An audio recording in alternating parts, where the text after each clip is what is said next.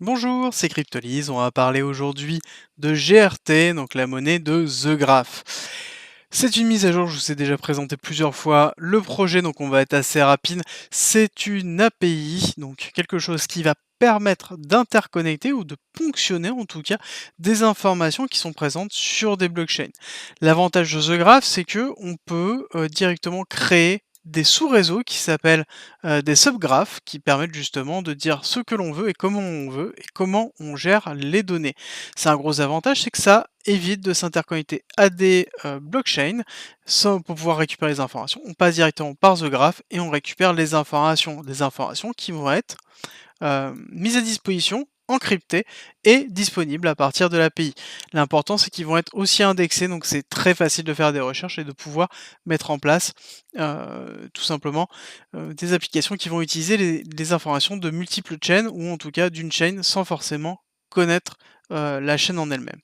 Autre chose à noter, à l'heure actuelle, ils ont une max supply qui est d'un petit peu plus de 10 milliards de GRT avec une circulating supply de 4,7 milliards déjà à l'heure actuelle.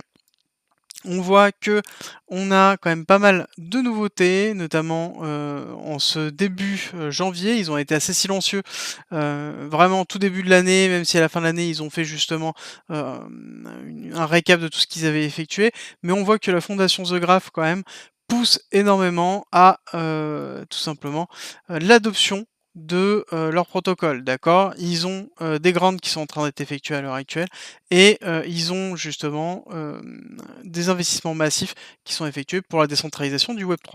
Donc on se retrouve avec quand même quelque chose qui est très utile, qui est important. Je vous ai présenté ce week-end une pépite x100 qui s'appelle Covalent, qui est un peu la contreparts de The Graph, avec un axe un petit peu plus différent et un petit peu plus poussé, pour moi en tout cas de mon côté. Euh, The Graph est plus une blockchain pour les développeurs et Covalent est plus une solution de blockchain qui aide les compagnies et les business, donc moins tourné vers la partie technique et justement plus déjà sur la simplification. Et c'est pour ça que, en tout cas, je trouve que les deux travaillent bien ensemble et sont un petit peu l'un avec l'autre, même si j'ai une petite, un petit coup de cœur pour Covalent. Je vous ai expliqué pourquoi dans la vidéo, n'hésitez pas à la regarder par rapport à ça. Alors, petit rappel avant qu'on attaque la partie technique, je ne suis pas un conseiller financier, je vous présente tout simplement mes analyses et mon opinion. À vous, tout simplement, de l'utiliser ou non pour construire votre stratégie ou invalider votre stratégie. Voilà. Alors, The Graph, comme je vous ai défini un petit peu avant, c'est quelque chose qui est assez classique actuellement qu'on retrouve. On a une ascension qui a été faite pour 2021, en début 2021, et à contrario, des autres blockchains, au lieu d'avoir quelque chose qui continue à pousser, sur 2021 jusqu'à mai pour ensuite chuter, on se retrouve directement à avoir une pré-chute qui s'est effectuée avant et on a été accéléré notamment par la chute habituelle de mai 2021 et par contre, on voit que sur, la partie, habituelle de cette année, enfin de l'année précédente, pardon, de la fin de l'année précédente qu'on a eu, on a eu quelque chose d'assez minime.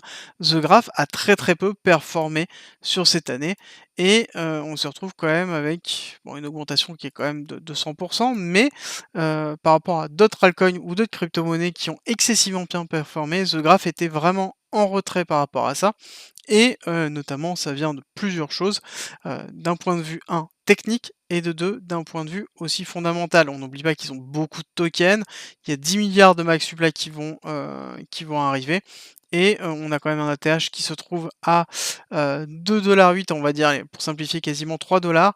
Donc si on se projette un petit peu par rapport à Covalent, ce que je vous disais, Covalent c'est 1 milliard de tokens, donc 10 fois moins et donc du coup, on pourrait très bien avoir un Covalent à 30 dollars sans aucun problème pour arriver à un niveau de The Graph.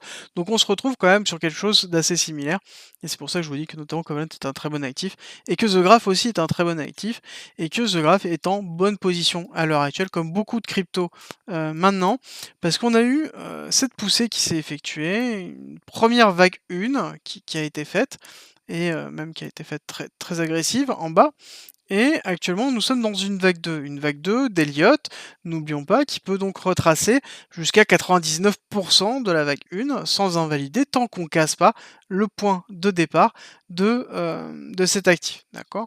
Donc une vague 2 qui est en train de se terminer, qui va nous donner une vague 3 dont on va voir un petit peu après et donc partir sur une schématique d'Elliott, donc vague 3, vague 4, vague 5 pour ensuite faire les 3 vagues de retracement A, B, C et terminer justement le cycle.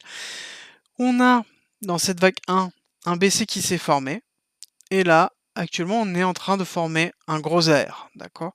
Donc on a un BC, un AR et dans cet AR on a la mise en place ici d'une accumulation. On a une première intention d'arrêt tout simplement de la tendance baissière, donc on est dans une accumulation de Wyckoff, donc on a ce psy qui est là, et on a ensuite le SC, donc le Selling Climax, qui est vraiment l'arrêt de la tendance baissière. Et de toute façon, on le voit très bien parce qu'après, on a un premier automatique rallye, donc une première retracement qui est effectué. On va retester le niveau ici en formant un secondary test, un ST, et on va ensuite aller chercher les liquidités, des liquidités qu'on retrouve notamment au niveau du psy, donc ces liquidités-là, on est allé les prendre à travers cet AR, et pour justement entraîner la chute de la schématique, en allant retester encore une fois le niveau bas, d'accord, et ensuite en allant chercher des nouvelles liquidités, avec notamment un order block qui se trouve ici, qui était très important pour aller chercher justement la descente, une descente qui a été effectuée, et ici on a pris la liquidité du SC, donc on est en train de valider cette accumulation. D'accord? On est en cours de validation de l'accumulation. Ce que nous dit la partie technique, c'est que forcément, là, on est sur un STB, on attend un spring, idéalement, mais on pourrait avoir une petite résurgence pour aller chercher des petites liquidités au-dessus, aller valider notamment le petit order block qui se trouve là, pourquoi pas, aller récupérer ça pour ensuite s'enfoncer et aller prendre la liquidité basse qui est là. On voit qu'on a quand même eu une belle réaction au niveau de l'order block ici, mais c'est pas suffisant pour moi, on a quand même vraiment l'inducement qui se trouve ici, et donc pour moi il faut vraiment aller chercher cette liquidité qui se trouve là pour pouvoir valider cette accumulation. Comme d'habitude, sur Wyckoff, si on valide une accumulation, ça sous-entend qu'on va avoir quelque chose d'haussier par la suite, ce qui est logique aussi avec la schématique globale qu'on est en train de se faire de réaccumulation potentielle. C'est-à-dire que si on a un BC et qu'on est en AR ici, on attend d'avoir un ST. Le ST au niveau de Wyckoff, on ne l'oublie pas. Si vous êtes sur le Discord, vous avez l'habitude, il y a toute la documentation, on en parle souvent, j'en ai parlé au live de dimanche. Donc là, le but c'est d'aller tester ce BC. Tester, et si on est dans une réaccumulation, c'est pas le tester, c'est le dépasser, faire un nouvel ATH pour prendre la liquidité de ce BC. D'accord? Donc c'est ce qu'on aurait tendance à avoir et c'est ce qu'il faudrait qu'on ait pour pouvoir dans tous les cas valider à minima une réaccumulation. Donc c'est-à-dire qu'on aurait un push comme ça qui se fait, on prend la liquidité, est-ce qu'on la prend très fortement ou pas, c'est à voir. On fait un retracement pour faire un saut. Est-ce qu'on va aller prendre la liquidité de l'AR? Si c'est une réaccumulation, on n'est pas obligé. Et donc du coup, on va aller ensuite continuer à faire un UT et un UTAN, aller valider justement des plus hauts derrière. Au niveau de ces plus hauts, justement, je vous parlais des vagues 3 et 4. J'ai tracé donc une extension de Fibonacci, donc avec cette vague 1, avec un retracement qui est effectué, alors cette fois-ci je l'ai mis assez agressif, je l'ai mis au niveau de la liquidité parce que pour moi, je vois très très bien The Graph aller chercher la liquidité et limite je l'attends à cet endroit-là au niveau de mes placements pour pouvoir justement avoir une très très belle position. Et ensuite, on va aller regarder le 1,618, on voit qu'on a un 1,618 à 4 $. C'est pour ça que j'ai placé notamment la vague 3 et on aurait donc une vague 4 et une vague 5 qui se met en place. Donc on aurait une très très belle schématique de puissance, de mise en puissance de The Graph. Par contre, pour que ça se mette en place, donc la technique nous dit que c'est le cas, mais pour que ça se mette en place, il faut impérativement que le fondamental nous donne la possibilité. Au niveau de la spot zone, nous avons une entrée qui, nous sommes déjà en spot zone parce que c'est une zone qui est intéressante pour The Graph, d'accord? À savoir que, en l'occurrence, le point le plus bas se trouve, quand même à 80, donc on a, une zone de DCA qui est quand même très conséquente, sur lequel on peut commencer à rentrer sur The Graph pour pouvoir ensuite aller chercher un nouvel ATH, d'accord? Donc, si on rentre admettons maintenant, et on va aller chercher à minima le BC, on est sur un x6 et donc si on rentre de façon très agressive en bas, on sera un x11. D'accord? On est quand même sur, un différentiel de 2 par rapport à ça. Donc on est quand même du kit au double par rapport à cette schématique-là. C'est pour ça qu'il est intéressant et c'est ce que je vais faire, de rentrer en DCA doucement si vous n'avez pas déjà un petit peu de ce graphe, de rentrer doucement en DCA là-dessus. Si jamais cet actif vous intéresse, et ça je le dis encore une fois, il faut que cet actif fondamentalement vous intéresse et que vous pensez qu'il va performer par la suite parce qu'il y a un besoin. Voilà. C'est vrai qu'il y a un besoin, il a des concurrents, lequel va rester à terme, ça c'est à déterminer et je pense que on le verra de toute façon dans tous les cas, pas dans cette année 2022, mais plus dans les années à venir.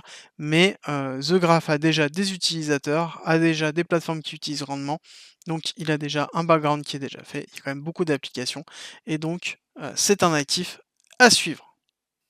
Merci d'être resté avec moi jusqu'au bout. Abonne-toi, partage si t'as aimé et rejoins-nous sur Discord. C'est avec plaisir qu'on t'accueillera et à très vite.